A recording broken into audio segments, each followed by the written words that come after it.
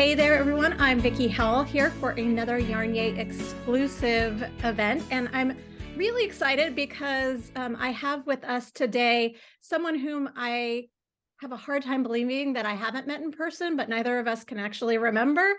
It's one of those things when you're in the same zeitgeist for, I'm not even going to say how many years, that you just sort of feel like you know each other. And it was a happy accident. I didn't put the names together until just right before this. So I'm thrilled that we have Gudrun Johnston, who is now with Simply Shetland, which is the distributor of the yarn that is in the February YarnYAY box, which is Jamesons of Shetland's DK. So it is so good to have you here, Gudrun. Thank you for being here, and I'm just thrilled. Thanks for having me. I find myself before too getting distracted by your scape behind you. Like every single aspect. First off, I wanted to really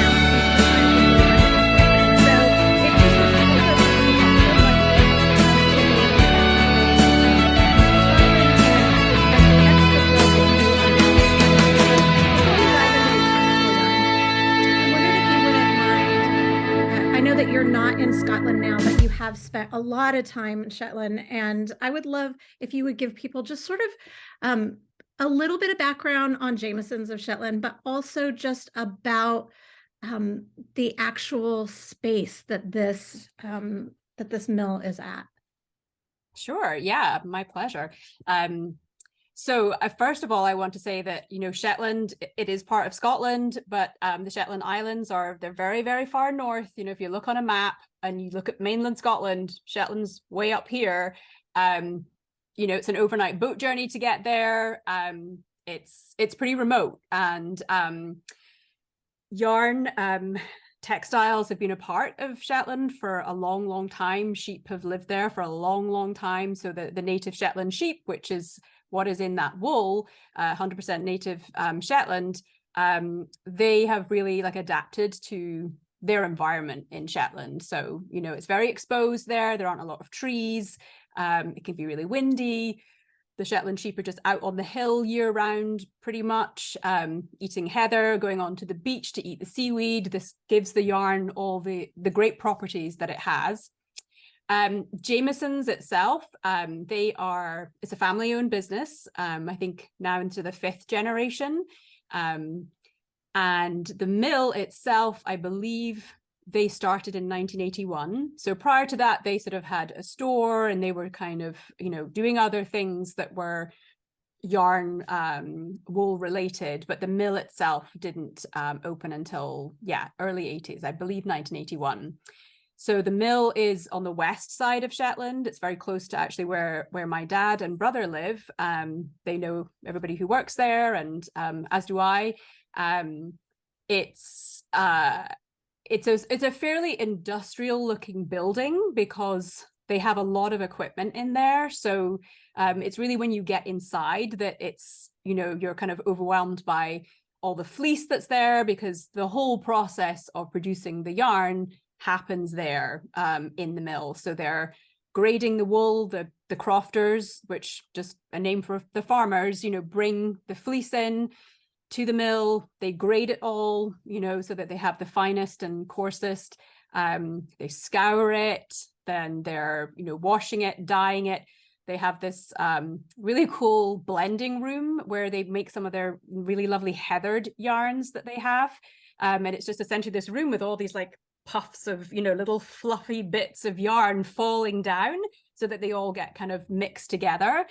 I think everybody knows, well, maybe I shouldn't presume, but would you mind just talking just a little, I don't want to take too much time, but about the process of making heather yarn, because I just find the whole thing fascinating, and I think maybe others might too. Well, yeah, I mean, I can't speak very specifically to it, other than, you know, watching some of this process at the mill. And like I said, so the heathered yarn, they're blends of different dyed yarns. So they're, you know, they're kind of pulling it apart. And they, you know, they put it in this room, I believe a couple of times at least, maybe more than that. And it's going to be made, depending on what the yarn is, you know, it will have a different number of colors that are being mixed together there. But it is just essentially this like room that's just full of, you know, yarn all being blown around, and so that they get a good blend of all the colors. It's amazing that they can come up with consistency with the heathering process. Like, it's just fascinating. Yeah. All right, yeah, so there's the heathering room. Keep going.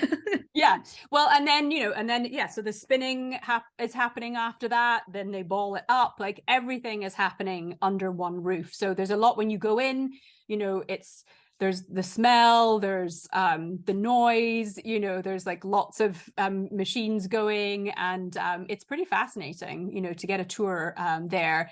People can go on tours, like if they're in Shetland. They weren't doing them during the pandemic, but I think they probably will start them up again now.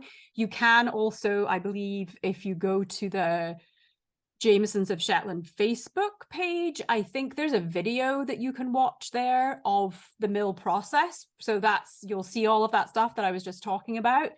Yeah, I mean, it's they're always busy, and they also do finished knitwear at Jameson's as well. So they have some really high-end knitting machines there that they make Fair Isle sweaters on, and they have, you know, customers all over the world that request specific things. So yeah, they're a big part of the community and sort of, you know, job employment and things like that in that part of Shetland, and Sandnes is where they are. Wonderful. Well, thank you for that. You personally design almost exclusively in Shetland yarn, if I'm not mistaken. What is it about Shetland wool in particular that works for your design aesthetic? I think as I've gotten sort of into doing more color work, you know, obviously there's such a history of Shetland yarn, Fair Isle knitting. So, you know, the qualities of the yarn itself, it's a very lofty and light yarn, but especially when you're doing stranded knitting, it makes an incredibly warm but lightweight sweater. So it doesn't feel heavy.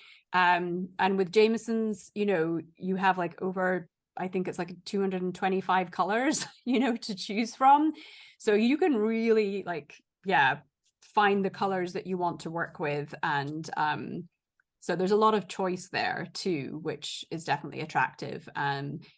I sort of have a personal history. My mum designed Shetland knitwear in the 1970s when I was a kid in Shetland. Oh, yeah, her stuff was all made to order. So she had a brochure and people would order from it. And then local knitters would basically knit the whole garment. Some might be done on a machine. If it was a plain stocking net section, that would be done on a machine. But so I sort of, you know, have had that, you know, heritage for a while. And so when I got into designing, it was a pretty natural fit for me to go to Shetland for inspiration first. And so it's just always been there, you know, for me. The lace, you know, traditions as well, because they have very strong lace traditions as well as the Fair Isle knitting there, but all of it is done in Shetland yarn. So yeah. Were you taught design by your mom, or did you go off on your own? Yeah. No, because she wasn't actually a knitter. So she sort of designed the things in the sense of like, this is what she wanted it to look like. And, you know, it was very 70s, you know, aesthetic then. And she would pick colors and things like that. But some of that design was coming in from the knitters themselves, you know, very experienced knitters, you know, who know how to put colors together. And yeah. So yeah, I didn't learn to knit from her or design, yeah, either. But it's just sort of in your DNA, it sounds like. What can we talk a little bit more about the DK yarn that we're featuring today? And Yeah. No. If you'll just talk a little bit about the yarn and then some other items that folks might consider making with this color. So with either a couple colors, or they can go to their local yarn store and buy supplemental colors, just some of your favorite sort of smaller accessory items. Sure. So I mean, I have a few other colors here. I don't have as much of the DK as I do of the Spindrift, but all of the colors. So here's the color card for Amazing. Amazing. So that's the color card for Jamieson's Spindrift and DK. So all of those colors come in both of those weights. Okay. So yeah, some of them are very heavy. The Spindrift is a fingering weight, correct? The Spindrift is a fingering, yeah. So it's a little bit confusing, and I won't get sort of too technical about it because it's too confusing to do that. But the Spindrift is a 2-ply, they call it a jumper weight in Shetland, 2-ply yarn, but it's equivalent to fingering. And then the DK is a 3-ply yarn, which is not as common. You know, when you hear about DK weight yarn, especially like in Australia and places like that, it's usually an 8-ply yarn. So the double knitting, anyway, it's thicker than the Spindrift, 3 plies. And, you know, I would say it's like almost in that kind of light worsted sort of realm. There's not really a great equivalent for it in the US, I don't think. Yeah, it comes off kind like a light worsted, but it's, you know, because there's such a nice bloom to it. Exactly. There really is. I mean, you could almost get sock weight out of it if it was very, very tight. But yeah, I think you can definitely do different things with it depending on the needle size you're using. I just recently did a project, which is a secret one right now, but it is in DK weight. Yeah. And like you said, because it blooms so nicely, like, you know, I did use a sort of larger needle for that project. But again, like that yarn is just, you know, springing into action after it's been blocked, especially. And again, it's this very lightweight fabric. So yeah, that is the DK. In terms of projects, I have a hat pattern called the Northdale hat. And I think technically it calls for 3 colors, like 1 main color and 2 contrasts, but you could definitely do it in just 2. So it's a fairly simple Fair Isle. It's a colorwork hat, fairly simple Fair Isle project. So you could do that in 2 colors. I have another hat pattern that I did. Sort of it's got these little flaps on it. I love the little blanket stitch detailing. Yeah, exactly. It's got that around it. Greek key. That's very cute.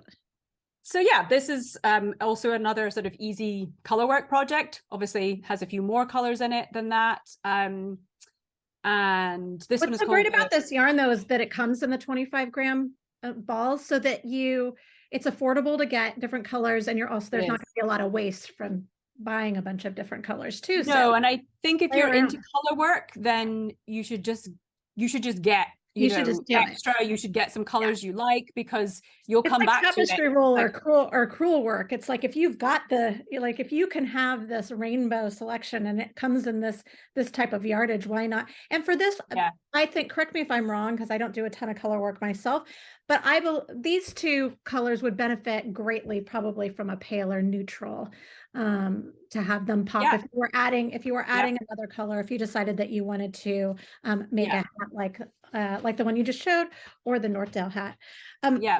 You have some garments with you, well, on your person, which I just love so much. I love that it has a little bit of I don't know if this was intentional, probably not, because you didn't know we were going to talk about it, but it has a little nod to the 70s.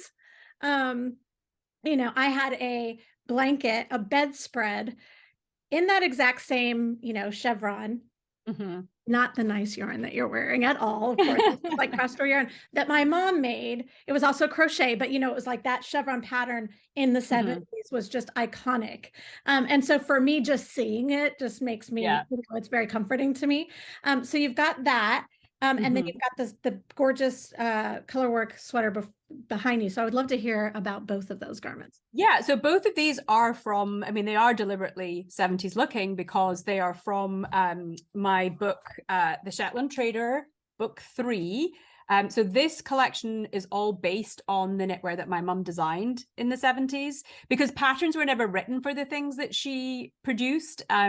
So they were, like I said, made to order, people bought them, they went away, you know. So I've had a lot of old photos and things like that from when she ran the business, and lots of different designs. And I, for a while, had been meaning to do a collection and finally got around to it. So I guess this came out in 2021. The pandemic kind of screwed it all up, but but eventually it came out. So it is very, the designs are very 70s inspired.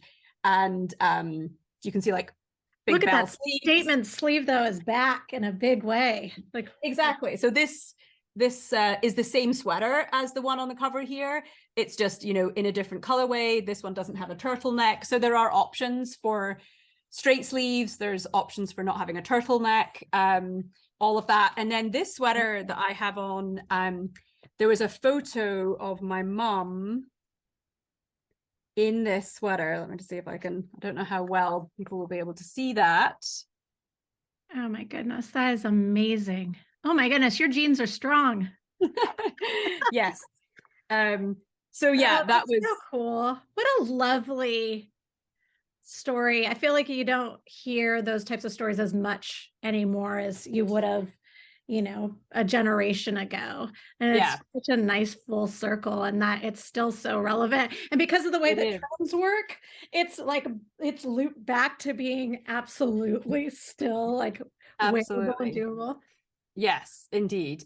Yeah. And you know, and she definitely had an impact and a presence on design that was happening in Shetland at that time. And, you know, people remember her stuff. And there are a lot of friends of my parents who still have things of hers that they bought. She initially started getting into it because of clothing her kids, like clothing me and my siblings, and having local people knit things up for us, you know, under her specifications. And, you know, I still have some of those items, like testament to the longevity of the yarn, you know. It's like, yeah. Which is why you, for items like that can be heirlooms, you do invest in you know, in nicer yarn, and it will last. Do you happen to know where she was getting inspiration? It's not like we can, back then she could just go onto Instagram, and if she's on sort of a more secluded island, I mean, maybe fashion magazines are coming in, but where? Yeah, I mean, she was a pretty inherent. Yeah, she was a pretty fashionable person. Like she wasn't from Shetland, so it's my dad's side of the family that are from Shetland, my great grandparents. So she moved there. She was English. She moved there, you know, not knowing the history and, you know, kind of learning about that. But she certainly had done a lot of travel before that, you know, in Europe and things like that. She was a very fashionable lady. So yeah, I'm sure she had magazines. I know she had magazines because she, you know, she collected stuff like that, and just had a good sense of that stuff herself. So yeah, some of the, I mean, I'm not showing you everything here, but some of the things she designed, you know, they were like floor length dresses, you know, with Fair Isle and bell sleeves, and oh, that's amazing. Things. I'm gonna have to deep dive into this book, because I could talk about the history of that and just what you bring from just being London adjacent, but then going to, you know, but having that smaller town or isle convergence, just amazing. Is there, I believe that you wanted to talk a little bit about Spindrift. Is that right? Well, just to say that, yeah, I mean, just so that people know that they're, you know, the Spindrift comes in all the same colors as the DK. And, you know, that's typically what's used for a lot of Fair Isle projects, like if you're thinking of real classic kind of Fair Isle sweaters and all of that. So all of these things, like the thing I'm wearing here and this sweater, those are all in the Spindrift yarn. I believe, you know, so going back to sort of Simply Shetland and being the US distributor for these yarns here, the North American distributor, I should say, because we do Canada and the US. So, I think not as many stores stock the DK as they do the Spindrift, but we're hoping that more stores will bring that on board. So certainly, yes, people should request it, from their local store, and that will help, for us to get it out to more places.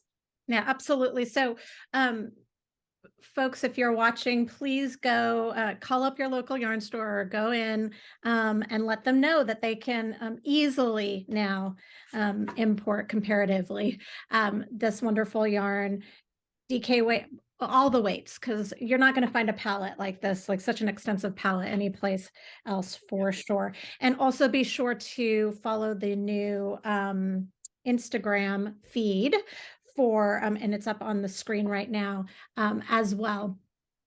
The Jamieson's one, I've already given you a shout out, but this is the Simply Shetland one, so you can see what is going on here. So since we're staring at all this beautiful color work, maybe you could share a couple of tips for folks that are maybe just starting to dabble in stranded color work. Yeah, well, I think one of the first things that people get overwhelmed about are picking colors often, with color work things. So I think, picking a project that maybe doesn't have too many colors going on is a great way to sort of, test it out. And in terms of the stranded knitting itself, there are different ways that you can hold the yarn. So I hold, one on my left and one on my right when I'm doing color work knitting. Making sure that the pattern has a pattern repeat that is, a short-ish float will also be helpful, so that you're not trying to sort of strand long sections. I think that's where people get into trouble.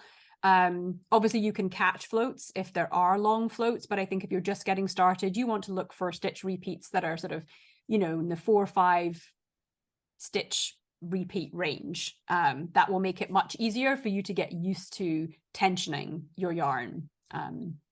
Right. Yeah, right. Those are the main things. So those things will mean that your fabric won't ruche or get tight on the backside. And also conversely, you won't have these long floats that will get caught on things as well. And yeah, start small, just like you said, hats, wrist warmers, exactly. Little projects there, then you get a feel for it. And I think the 2 to 3 color to 4 color is a great idea. Your suggestion is great because it can be overwhelming. Yeah, it is. Yeah. To choose colors, and especially if you're talking about 7, 8, 9, unless you have a clear vision, tiptoeing really sets you up for success. So you have we're giving a kit away today. This is one of your designs. Will you tell us a little bit about it and what folks will win, and then I will tell them how they can win. Yeah, so this is a hat that I designed pretty recently, I guess just in last month or December. Oh, wow. Yes, it's called Melby, which is the name of a beach that's very close to the Jamieson's mill in Shetland. And I mean, hats are one of my favorite things to design too, just because they're, a faster project and you can play around and get results quickly. So I think I'm trying to think what the stitch repeat is like in that one. I don't think you have any crazy long floats in that one. And I believe it's 1 main color and 4 contrast colors. I'm looking at it now and it's 1, 2, 3. It looks like it's 4 colors total, but 4 to 5 colors. Okay. Yes. Somewhere in there. I'm trying to remember. So yes, the giveaway will include the pattern and the yarn for the hat in the colors that you can see. It's lovely. And if you're fairly new to stranded color work, this is absolutely a great project to work on. It is beautiful and it looks difficult, but it's absolutely doable as well. So all you need to do to enter to win a kit for the Melby hat is you can do one of 2 things. How about that? You can either go over to @simply_Shetland on Instagram and grab a link to one of the beautiful posts that are there and post it in the comment section here, just something that you love. or you can go to the Jamesons of Shetland website, which is now on the screen, and you can grab something that inspires you. It could be a shade of yarn, it could be a pattern, it could be a book. Also post it in the comments section just so we can see what's inspiring everybody. You need to do that by the 22nd at 11:59 p.m. Central, and we will choose a winner and send that amazing kit on their way. All right, Gudrun, thank you so much for doing this. It was such a pleasure, and I look forward to seeing all that you do now that you are spearheading this amazing journey for Jamesons of Shetland here in North America. So thank you so much. Thank you.